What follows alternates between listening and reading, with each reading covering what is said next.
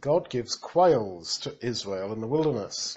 The people started complaining in the ears of the Lord. When the Lord heard it, he was angry, and God's fire burnt among them and destroyed some of those in the outskirts of the camp. Now that is, those who lived on the edge of the camp. Why does it destroy them? Does it burn them all?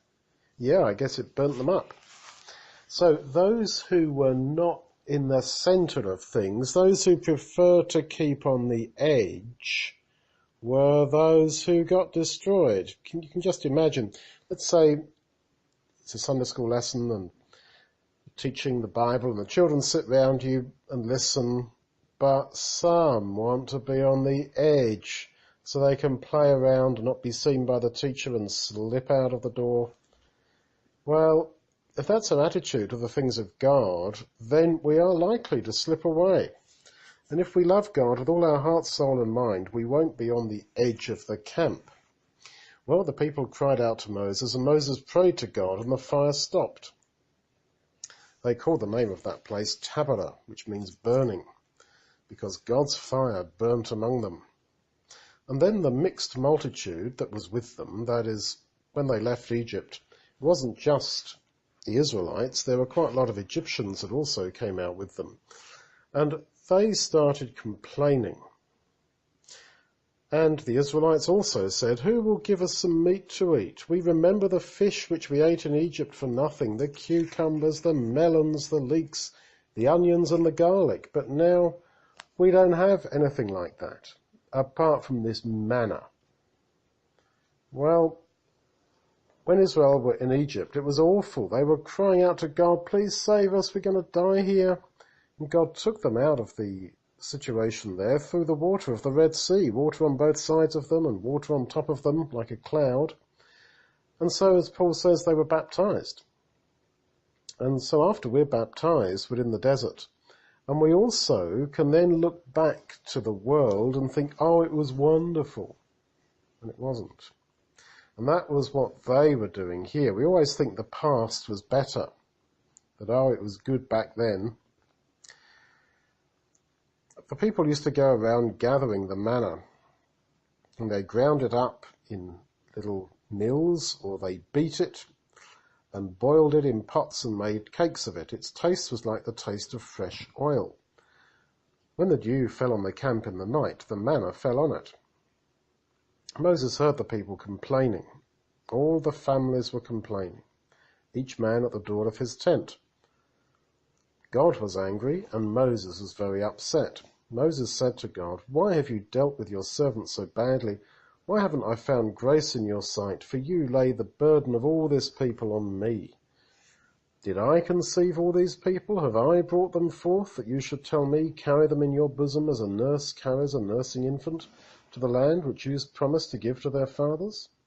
From where can I get meat to give to all this people? For they're complaining to me, saying, 'Give us meat, that we can eat meat.' I'm not able to bear this people alone, because it's just too much for me. If you treat me this way, please kill me right away, if I have indeed found grace in your eyes. Don't let me see my wretchedness." So Moses is really down. He's really depressed. He wants to die, because he just found that looking after the Israelites was just too much for him. With all their complaining, like Mummy gets fed up with all your complaining sometimes. And so Moses, who is definitely going to be in the kingdom, even he got down. So when we're baptized, it doesn't mean that we're perfect or that everything is just wonderful. Even Moses got very down.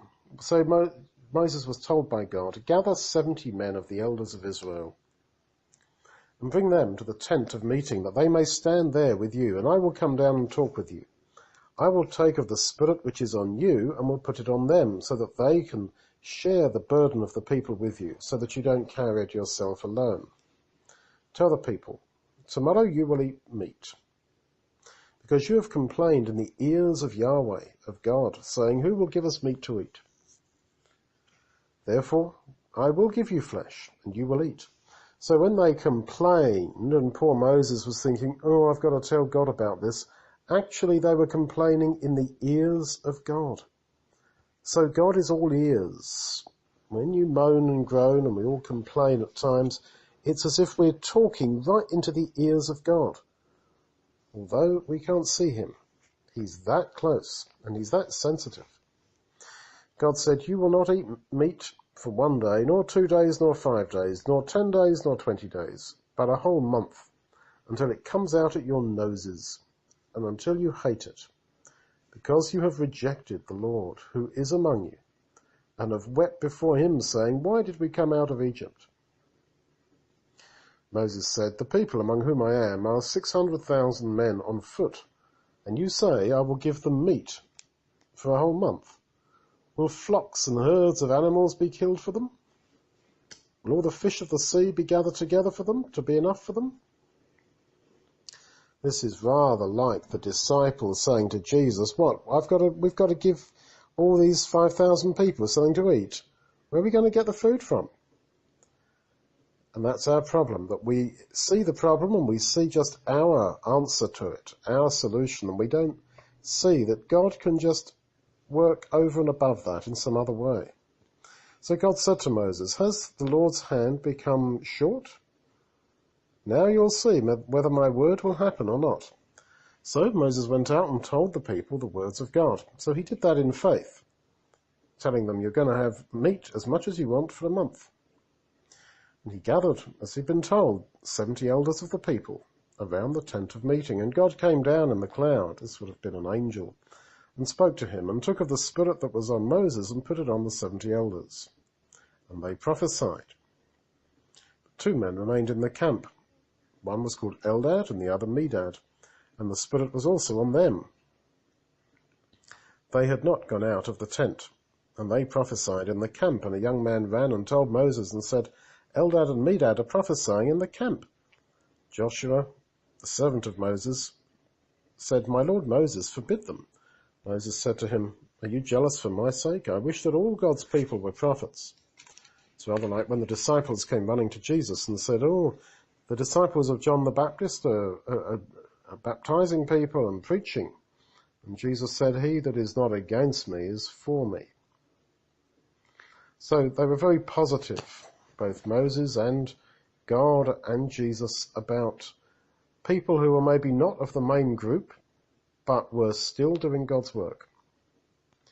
A wind from the Lord went out and brought quails from the sea.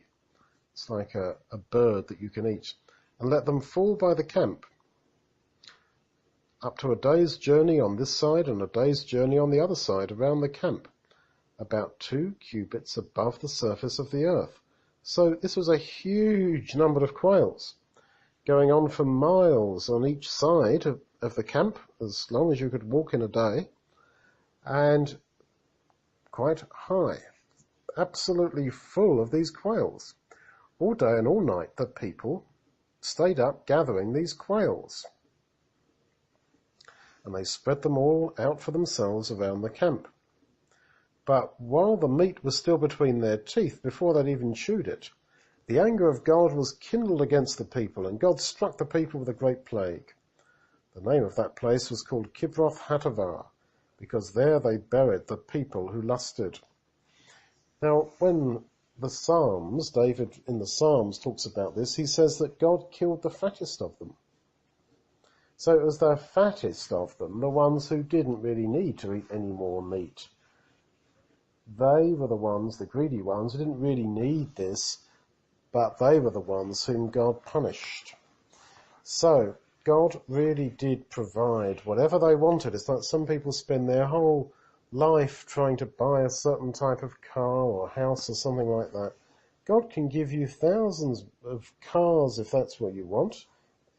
And he just shows that it's about serving him and loving him in your heart, not about how much you've got.